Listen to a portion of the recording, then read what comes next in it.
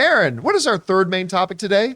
This comes to us from Teymur Faris. Hi, from Barcelona. Campea Crew. Barcelona. Hello. I just read through Deadline that Tom Cruise will reprise his role as the amazing Les Grossman. What are your thoughts on it, and how do you think they will do a spinoff of that character? Thanks, and bring on the filthy. People will try to argue with me about this, but it's true. It's damn true. The character of Les Grossman saved Tom Cruise's career. People might forget, if you go back, like how long ago did that movie come out? Like 12 years, 15 years? Oh, longer than that. Yeah. You go back to when Tropic Thunder came out. Tom Cruise at that point. 2008. So we're talking getting close to 15 years ago. 15 years. We're talking about the whole thing about him jumping up and down on Oprah's couch and everything about the Scientology and whatever. And people were kind of getting over Tom Cruise at that point. And he made, in my opinion, the most brilliant career move that you could possibly make. He took on this role of Les Grossman, working with Ben Stiller, which, by the way, he said he loved working with Ben Stiller, because you were talking about like Tom Cruise demands a certain work ethic. Apparently, as kind of silly as Ben Stiller is, apparently he is like no nonsense when it comes to making his films. But he worked on take on this character of Les Grossman to become one of my favorite bit characters in any movie ever. And ever since, and by the way, one of the most entertaining credit roles ever, with him dancing to Ludacris. Oh, come on. Get Back. Are you kidding me? I watch that at least once a month. I just pop that on YouTube at least once a month and watch it. And there have been a lot of talk since then about them doing a Les Grossman movie. And now it sounds like Tom Cruise and Christopher McQuarrie now planning their after Mission Impossible life. They've got a number of projects on the go, and one of them, they say, is going to be this. This comes to us from the folks over at Joe Blow. Write the following.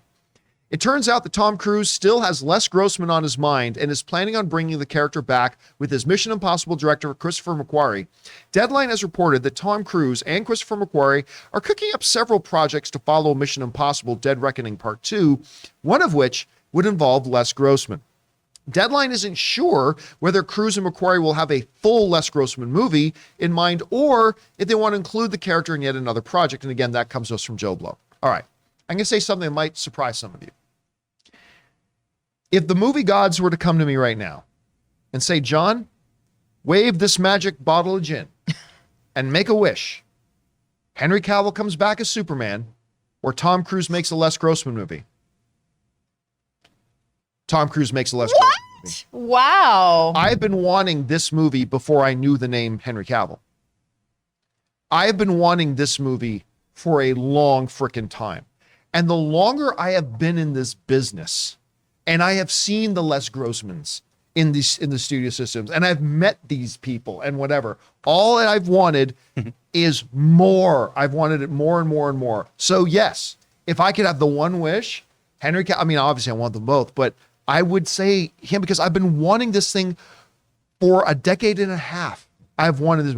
Even at the MTV Movie Awards. Do you remember this? Yep. At the MTV Movie Awards one year, they did a sketch with Will Smith, his son Jaden Smith, because they were promoting the Karate Kid movie that Jaden had done. And Les Grossman comes out as his sensei or whatever. And it was one of the funniest things they've ever done on that show. I want this back badly. Anyway, Rob, you hear about the possibility of this. Do you think it even could happen? Listen, it's been 15 years. Do people even remember Les Grossman? Should they make this movie? Yes.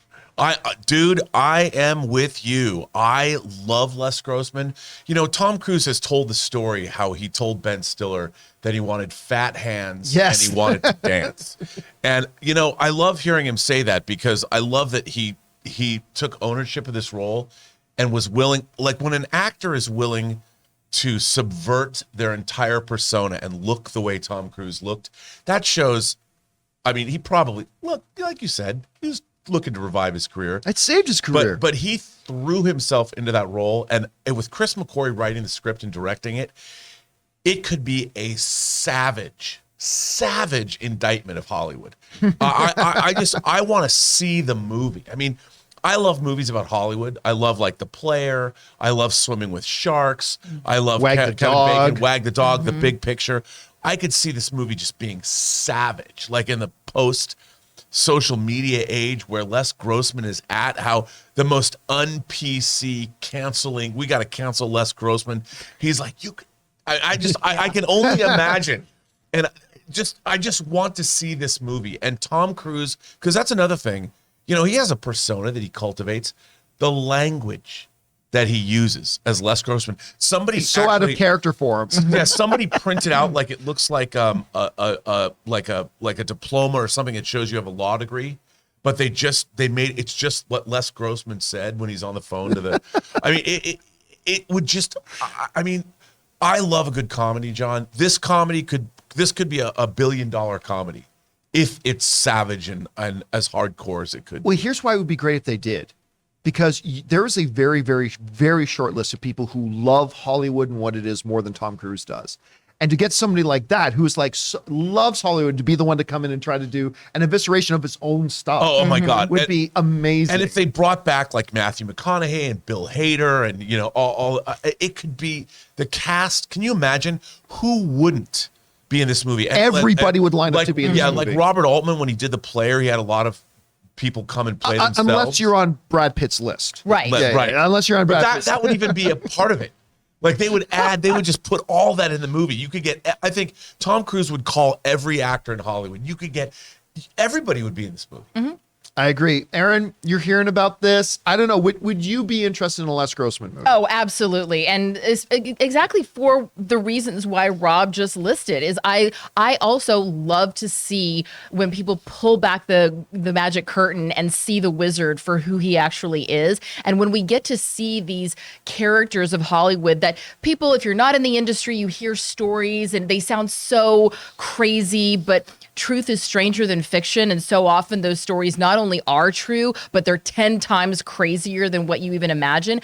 And Les Grossman, the character, I was just looking it up, he's actually based on a real person, Stuart Kornfeld, who passed away 2 years ago. Passed away in June of 2020. And he was actually Ben Stiller's producing partner.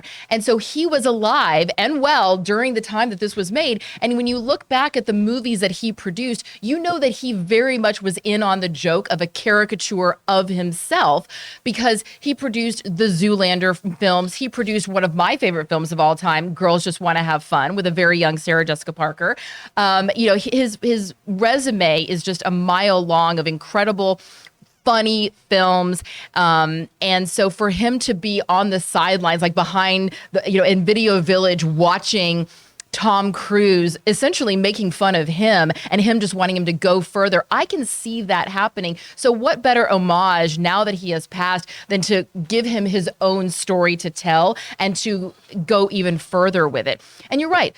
The movie resurrected Tom Cruise's career, but now Tom Cruise is in he's in a position in his life and his career that very few people, regardless of their industry, get to, which is, I can do anything I want. So now I'm just going to have fun. And this was a character that he clearly had a lot of fun with.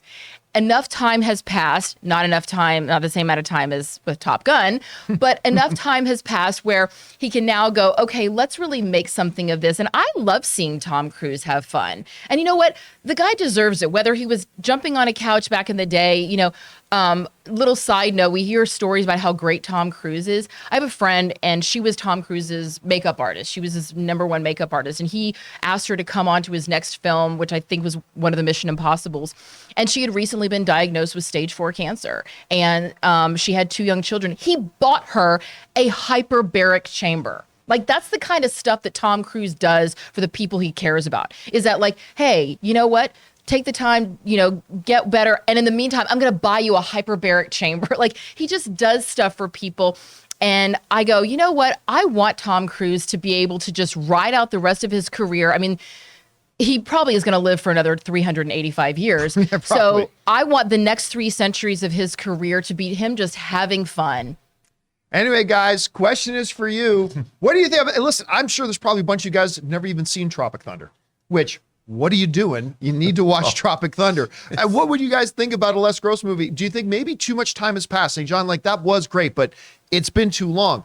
But I mean, I'd be there day one. What do you guys think? Whatever your thoughts are, jump down to the comment section below and leave those thoughts there.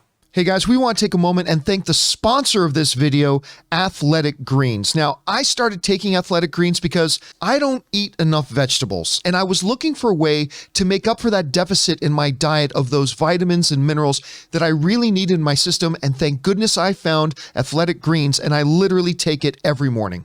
You see, with one scoop of Athletic Greens, you're absorbing 75 high-quality vitamins, minerals, whole foods, source superfoods, probiotics, and adaptogens to help you start your day right. This special blend of ingredients supports your gut health, your nervous system, your immune system, your energy, recovery, focus, all the things. And my wife got onto it, and now she absolutely loves it. You know, tons of people take some kind of multivitamin, and it's important to choose one with high-quality ingredients that your body will actually absorb, like Athletic Greens. So right now, it's time to reclaim your health and arm your immune system with a convenient daily nutrition, especially heading into the flu and cold season. It's just one scoop and a cup of water every day. That's it. No need for a million different pills and supplements to look out for your health. To make it easy, Athletic Greens is going to give you a free 1-year supply of immune-supporting vitamin D and 5 free travel packs with your first purchase. All you have to do is visit athleticgreens.com/Campea. Again, that's athleticgreens.com/Campea to take ownership over your health and pick up the ultimate daily nutritional insurance.